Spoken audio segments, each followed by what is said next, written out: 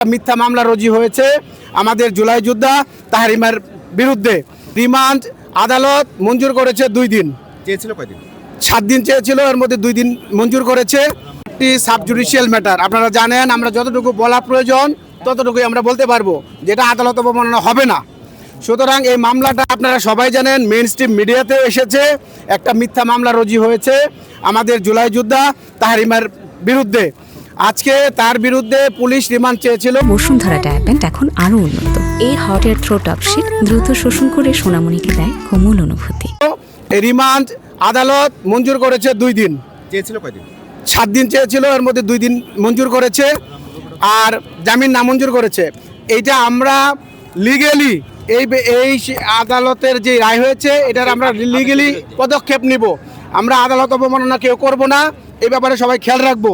আমরা legally step নিব, এই আদেশের বিরুদ্ধে আমরা রিভিশন করব। সেটা হলো আমাদের আইনগত বিষয়ে আমরা এভাবে আগাবো। আর এটা মিথ্যা মামলা সবাই জানে, সেহেতু আমরা আশা করি এটা আমরা রেমেডি পাবো এবং আগামীকালকের মধ্যে আমরা রিভিশন করব এবং আমরা রিভিশনে আমরা আশা করি আমরা ন্যায় বিচার পাবো এবং তাহরিমা জেল থেকে মুক্তি পাবে এবং তার পরীক্ষা আছে সামনে, সে পরীক্ষায় অবতীর্ণ হবে। এটা নিয়ে আমাদের জুলাই যোদ্ধা ভাইদেরকে দৃষ্টি আকর্ষণ করছি, আপনারা এটা নিয়ে আতঙ্কিত হবেন না, আপনারা টেনশনে পড়বেন না।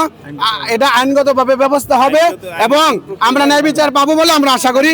আমাদের গাজীপুর বার অ্যাসোসিয়েশনের সাধারণ সম্পাদক স্যার এখানে আছেন।